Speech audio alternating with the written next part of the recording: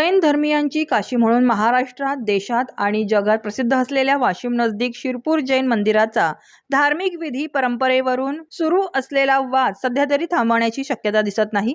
Supreme कोर्टाने दिलेल्या आदेशावर श्वेतांबर जैन समुदायाने पुनर्विचार याचिका दाखल केल्यामुळे सध्या तरी या वादावर तोडगा निघताना दिसत नाही. हा वाद नेमका काय आहे? 112 वर्षांपासून सुरू असलेल्या वादावर अखेर शासनाला मंदिर परिसरात इतका मोठा पोलीस बंदोबस्त का ठेवावा लागतोय, याविषयी दिगंबर जैन समुदायाचे मुनी यांच्याशी वाशिम जिल्हा समाचार न्यूज चैनल ने विशेष बातचीत केली. सर, इसे जो है एक तरह से जैन समुदाय की काशी कहा जाता है. इसके पीछे का एक राजनीतिक इसे इतिहास, धार्मिक इतिहास इसको कैसे कहेंगे इसको? ये ऐसा है कि राष्ट्रकूट राजवंशों ने, कि राजा एल ने इस मंदिर का जीर्णोद्धार कराया था और जो हमारे अंतरिक्ष पार्श्वनाथ भगवान हैं, वो अंतरिक्ष पार्श्वनाथ भगवान पहले हवा में थे और आज भी हवा में हैं, इसलिए इनको आकाश को अंतरिक्ष कहते हैं और उस अंतरिक्ष में रहने के कारण से उन्हें अंतरिक्ष पार्श्वनाथ कहा जाता है. और जैनों की काशी इसलिए कहा जाता है, काशी जिस तरीके से श्रद्धा का केंद्र सारे हिंदुओं के बीच में है और उनकी यात्रा, एक बार काशी की यात्रा यदि कोई कर लेता है तो उस व्यक्ति के लिए हज की यात्रा जैसा माना जाता है हिंदुओं में. ठीक इसी तरीके से शिरपुर का अगर कोई दर्शन कर लेता है तो ये जैनों के लिए एक हज जैसा हो जाता है. इसलिए लोग अंतरिक्ष पार्श्वनाथ की यात्रा करने आते हैं. इतिहास का जहाँ तक सवाल है तो इतिहास और पुरातत्व की दृष्टि से है महत्वपूर्ण, इसलिए है क्योंकि क्या है, यहाँ पर ऐतिहासिक राजवंशों ने आकर के इस नगर को काफ़ी यूँ कहना चाहिए प्राथमिकता दी और प्राथमिकता देने के कारण से ये तीर्थ जो है ना अग्रणी रहा है. और इसमें सबसे पहले नंबर एक बात और कि राजा श्रीपाल जो हुए हैं उनके लिए शरीर में कोढ़ था, उन्हीं का नाम राजा एल था और उनके लिए कोढ़ जब निकल समाप्त हो गया इस कुंड में नहाने से, तभी से इसके लिए लोग अपनी अपनी दृष्टि से मान्यता अतिशय के रूप में देने लगे और लोग इसमें नहाने लगे.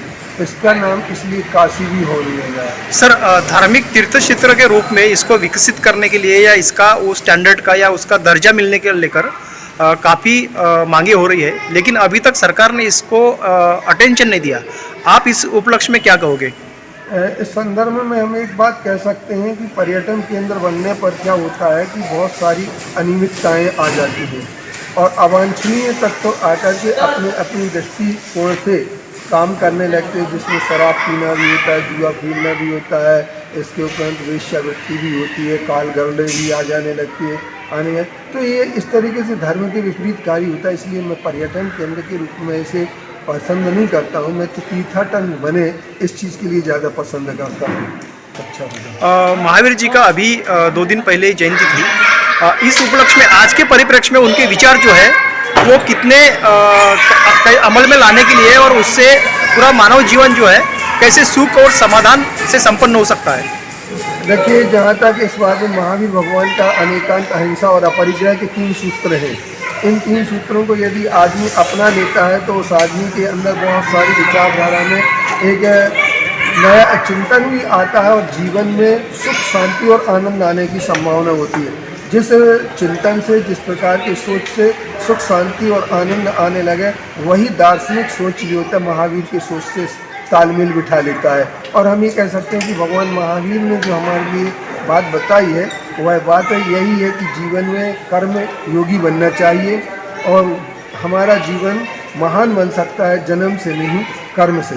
जाति, वर्ण और संप्रदाय और पंथवाद से दूर हट करके और एक इंसानियत के लिए, मानवता के लिए हमें सोचना चाहिए और जितना हम मानवता के लिए सोचेंगे उतना ही हमारा जीवन बहुत अच्छा बनेगा और महावीर के सदृश बन सकेगा. ये हर आदमी के लिए शांति, आनंद और सुख का उपाय बताने वाले भगवान महावीर का जियो और जीने का सूत्र भी बहुत आज प्रासंगिक है और इस आधार पर ही हम बहुत कुछ आगे बढ़ सकते हैं. आज की जो जनरेशन है वो छोटे छोटे जो बच्चे हैं, छोटे छोटे जो जनरेशन है वो मुनि अपना सारा सभी भौतिक सुविधाओं को छोड़ के त्याग कर काफ़ी हर जगह से यूपी है, राजस्थान है, काफ़ी जगह से वो मुनि में या उसमें परिवर्तित हो रहे हैं। इसको आप कैसे देखते हैं? यह एक जीवन जीने की दो रास्ते हैं, एक सभ्य रास्ता और एक संत रास्ता है। तो सभ्य लोग जो होते हैं वो सभ्यता के आधार पर चलते हैं और संत लोग जो होते हैं त्याग तपस्या के आधार पर चलते हैं। और अंत में मोक्ष की स्थिति जब भी बनती है तो संत पद्धति से बनती है, यानी सच्चे सुख और आनंद और शांति की प्राप्ति अगर कहीं से होती है तो वो संत जीवन से होती है। सभ्य जीवन हमारा जो होता है वो दिखावे का होता है, विलासता का होता है। विलासता के जीवन होने से हम एक दूसरे के प्रति गलत भावना ही बना करके चलते हैं और इससे हमारा जीवन अच्छा ना होकर के खराब ही होता है। अच्छा, सुप्रीम कोर्ट ने नई गाइडलाइंस दी है, उसके अकॉर्डिंग जो है आप क्या टिप्पणी करोगे? सुप्रीम कोर्ट की जो नई सुप्रीम कोर्ट ने दिगंबर जैन की जो पुनर्विचार याचिका है, उस दिगंबरों की पुनर्विचार याचिका को ग्राह्य मान करके उन्होंने दो संकेत दिए हैं, दो अपने पद्धति दी है। उन्होंने एक तो ये कहा कि मूर्ति के मूल स्वरूप में परिवर्तन नहीं होना चाहिए। दूसरे नंबर उन्होंने ये कहा है कि किसी डिस्ट्रिक्ट एडमिनिस्ट्रेशन के सुपरविज़न में लेप करिया होना चाहिए, उसमें मनमानापना नहीं होना चाहिए। ये दिगंबरों की मांग रही है और दिगंबर की इस मांग को उन्होंने मान्य किया है। अब ये श्वेतांबर लोग ये कह रहे हैं कि उनकी पुनर्विचार याचिका खारिज कर दी है।